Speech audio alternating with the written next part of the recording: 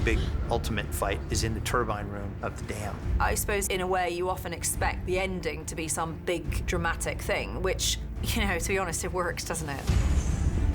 That is one hell of a climax for the T-800, the Rev-9, Grace, Sarah Connor, and Danny, just to kind of end this film and maybe begin something new. Should be easy enough. When you do the stunts and you do all this action stuff, you never really know what it's going to end up looking like. It's so crazy, the amount of people, the amount of work, the amount of time. You can never imagine something this big. I've never done anything even close to this huge. T2 might have been this in its day, but all these years later, it's like, holy crap, it's huge.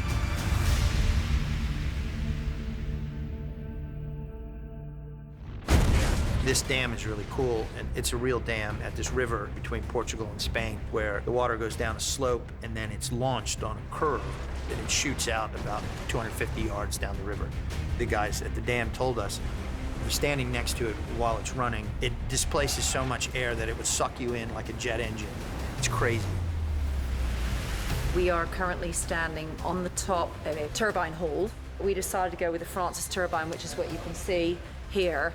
And that seemed to work very well for all of the action that we did. And it gave all this layering and all these different walkways that you can see behind me. And it also assisted us in a lot of the storytelling. It's kind of Danny's big moment where she's like, okay, I'm done running. So it's a big heroic moment for Danny inside this big fight where I think it's really different. This is our kill box. This turbine hall that you're in at the moment is actually loosely based on about 5 different turbine halls, one of which I was very lucky enough to visit that was actually in Spain. The whole way that it's been designed, it just worked perfectly. It was really important to make as much as possible that we could literally cram inside a stage that was real.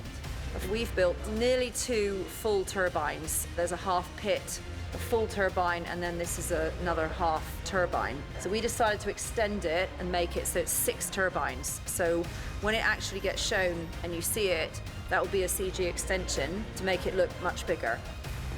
We're in this amazing set where we'll be replacing a good chunk of it and adding a huge fight between our Rev-9 endoskeleton, our heroes. Of course, Arnold is our T-800.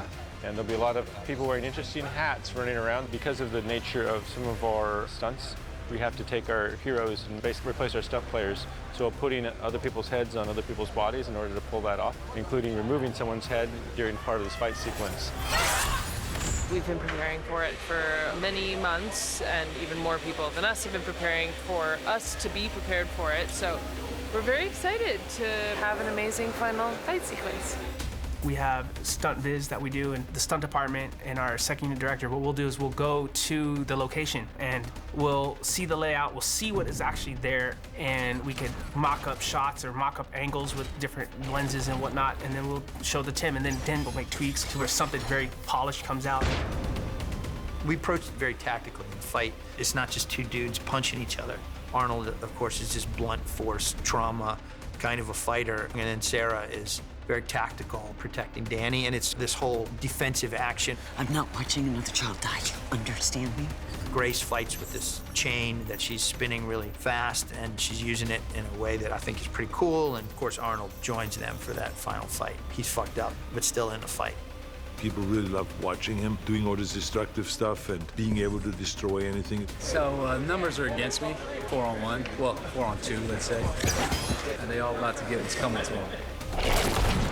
Gabriel splits into the Rev-9 Endo and the Rev-9 Ecto, human-looking facade. And we do that with Gabriel playing one of them and his stunt double playing the other. To the audience, the Rev-9 will look like our actor Gabriel, and eventually he'll split, and then his skeleton essentially leaves his body as if it was underneath him, and his liquid form separates. And then he'll be running around as this kind of skeletized version of him.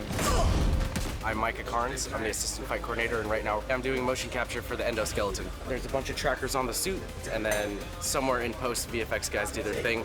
And on the day, you'll see that it's an endoskeleton. It's not actually that hard because you don't have to imagine that much. You have 2 lines of sight, and then they'll just call cut when they reform, and then one of them goes away and Gabriel plays the rest. In the turbine room fight, you see a moment where the Rev 9 is hit up against the column. And then right on top of him is the T-800 swinging a blunt object, and he just barely gets out of the way and hits the column, causing destruction to the column. So if you imagine machine-on-machine crime, bam, explosion, dust, concrete, debris, that'll definitely show some power. T-800 gets increasingly damaged, so we had some very complicated work in terms of taking Arnold and then augmenting him with the shredded arm and parts of his face revealed. You look terrible. At least I still have on my face. Arnold was up for it all, like he's giving us a great performance, and then we're just augmenting that.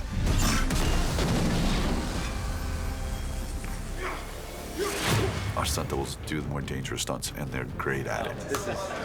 This guy, Jason Trudeau. Thank you for him. Freddie Bosiegas is a rock to the show. I can't say enough great things about him. So what works with that is, she tried to kill me, I shoulder blocked it, now she has to drop and do push-ups, so you have to be on your toes at all times.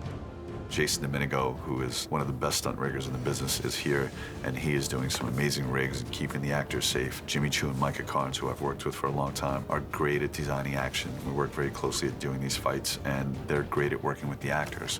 That's my boy Jason up there, taking a pass at our very cool, very Terminator-y entrance. Today we are doing the jump off the turbine rail over there. It's a 3-part hand pull. I'm on here. There's a pull line that pulls him forward over here. We've got 2 more lines, one that keeps him afloat.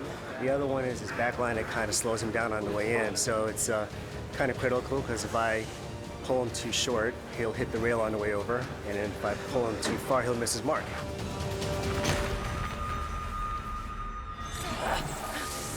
The scene where Grace is pulling on the chain is incredibly complicated just in terms of the damage to Gabriel. In order to create the effect, we actually just replaced the lower jaw, but we kept the eyes and nose and all the places where he was giving us this like really amazing performance. You need something that can kill a fucking Terminator. So in my mind, the only force powerful enough was some sort of electromagnetic field that could destroy at least the skin part of it. And then this seemingly indestructible endoskeleton would be the final leg of the battle, and that's what we have to use Grace for. I'm sorry, Grace. This thing is basically unkillable. It takes the combined efforts of all the characters in the film to take this thing down. I'm gonna kill you, fucker. It's just nonstop. It's like, hit the floor and smash your face, then get up and then grab her and pull her up all day. I think the most exciting part of it is that all the action has a background and has a deep urgency within the story. The action is always about character. It has to be rational. It has to be believable.